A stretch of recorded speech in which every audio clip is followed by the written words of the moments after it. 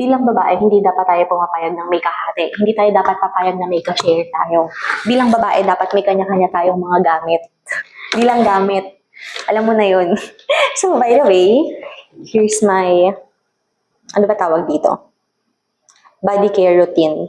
Joke, hindi. Hindi siya body care routine kasi hindi naman to yun lahat. Actually, ito lang yung kailangan ko pag nasa CR ako. And, di ba nga, nagkaganito na ako before, pero mas kailangan ko siya ngayon kasi nga, di ba, nagdo-dorm lang ako. So, isang ganito na talaga lahat ng gamit ko. And papakita ko sa inyo kung ano-ano siya. So, nahin natin to. Ay, nabagsak. Hindi pwedeng mawala ang clamp. Pag nagko-conditioner kasi ako, tinatali ko muna yung buhok kong ganyan habang nagsasabon ako. So, meron tayong clamp and shampoo. Nakala mo naman ilang pamilya ang gagamit. Konti na lang to and magre-refill din pala ako. Saktong-sakto. Kasi babe, ugali ko talaga parang once a month ay nililinis ko to. Itong buong to hinuhugasan ko. Ewan ko, kaartehan lang, ganun. So, ito, magre-refill din tayo na ito. Refillan natin siya. And, may akong ginagamit ngayon. Skintific Centella. Ito yung ginagawa kong, ang tawag doon, double cleanse, pang double cleanse. Kasi nung nakaraan, balm yung gamit ko, parang phase out na. So, tinry ko to and so far, so good. And meron ako ditong, ubos na siya, sinisimot ko, kaya nakaganyan siya. Skin Prep na gel cleanser. Pang underarm ko lang to kasi di ba yung underarm ko, alagang skin station. Alagang skin station. So, ito yung pinagamit. Paubos na to. And, we have here Betadine Feminine Wash. Ito yung ginagamit kong feminine wash. Actually, itong malaki na to, itong mismo, mabigat pa. Bago lang to. Kasi, ginagamit ko pa to. Itong inuubos ko pa siya, sinisimot ko pa siya, feeling ko kasi malapit na talaga ito maubos. Kaya naman, naglagay na ako nito dito. Kasi baka mamaya, pag taktak kong ganun, wala na siya, di ba? Ayoko naman nun. And we have hair conditioner. Siyempre, hindi tayo pwede mawala ng conditioner. This is Dove Ceramide Intense Repair. Gustong-gusto ko yung amoy nito. Like, sobrang bango niya, babe. Sobrang bango niya. And itong Johnson's na to, dati kasi, liquid soap. So, ito yung ginagamit ko tuwing gabi. Kaso na-realize ko, bakit parang hindi siya nakakatanggal ng, parang hindi siya ganun nakakatanggal. Kasi di ba, ano lang naman siya, mild lang siya. So, sabi ko, okay, stop ko na to. So, in-stop ko na siya.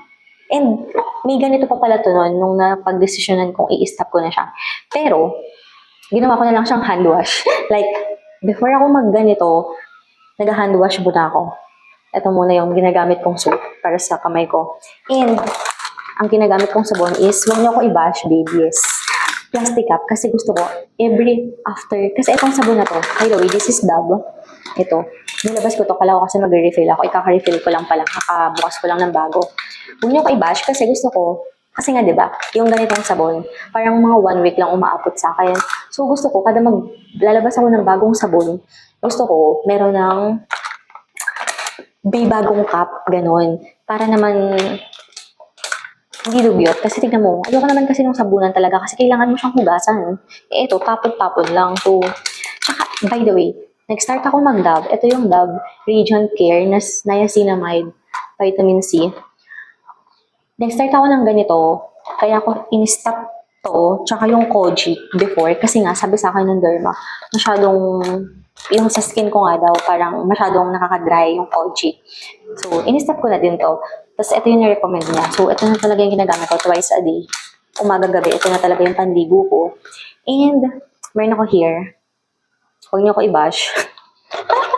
Dito nakalagay yung sabon ko sa face. Kasi ito yung ni-recommend ng derma, Theranex na soap. And, yung apat, di ba, isang buong ganyan. Isang buong ganyan, hinahati ko siya sa gitna. Sa apat pala, Joe. Hinahati ko siya sa apat. Para, hindi ganun ka, parang basa. Para hindi ganun ka aksaya. Kasi sa face ko lang naman siya ginagamit. So, nilalagay ko lang to dito, just in case. Kasi maliit lang naman siya. Ito kasi ayoko ilagay dito. Ayoko maglagay ng extra kasi, alam mo na, masyadong malaki yung space. And, mayroon ako dito safeguard. Before kasi yung safeguard na to, tinry kong labhan yung panty ko pagkahubad ko. Pero babe, hindi ko kaya. So, pinapadami ko siya. Hindi ko kaya na laging kusot-kusot tapos may isasampay, ganun. So, ito kasi ginagamit ko nung nakaraan. So, hindi ko na siya naubos-ubos. And minsan, naisip ko, eto, paubos na siya, di ba? Yan, wala na talaga siya. Naisip ko, ito na lang, yung gagawin kong pang hand wash para maubos ko din siya. And, meron ako ditong panghilod. Bihira ko lang ito gamitin, siguro twice a month or thrice a month kasi nakaka-dry din kapag lagi ka nagaganito. So, yes, panghilod. Bato to. Bato. Ay, wait lang. And of course, we have here toothbrush. May Oral-B toothbrush. Babe, ay wait. Napakatagal na to ng toothbrush na to. This is electric toothbrush by the way. Look, diba? So, here. Ay, magpapalit na pala ako ng bristle. Oo, magpapalit ako. Sige, mamaya na. Huwag niyo nang tignan. Ibang video na yun para may content. So, yan. Yan yung toothbrush ko. Rechargeable to, by the way. Babe, napakatagal na sa akin ito. 2 years, 3 years, 4 years. Hindi ko alam. 2 years na yata. Ang OA mo naman, clear. So, yan yung toothbrush ko. And sinasabi ko sa inyo, babe, yung tartar talaga, hindi ganun kadami. And we have here Sensodyne. This is my toothpaste. Actually, paubos na siya. Kaya naman ni-ready ko na to. Ano to, ang ginagamit ko lagi is yung gentle whitening. Tapos, na-discover ko, may bago silang labas na complete protection na superior cleaning action. So, sabi ko, try ko nga to. Sensodyne din naman yung brand. Parang mayroon ako na-try yun, gum repair ba yun?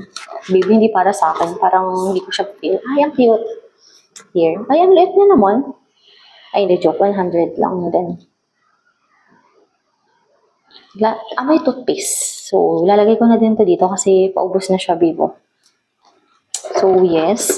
And, ang ginagawa ko dito is hinuhugasan ko siya lahat.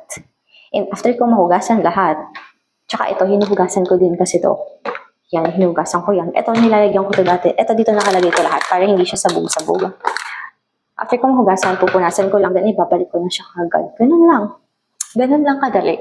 So, yun lang. Share ko lang sa inyo yung mga gamit ko, yung mga reason to bakit ako nagtatagal sa CR. Sabi nila matagal, pero feeling ko hindi naman ako matagal. OA lang sila. Yun lang. Bye! Love you!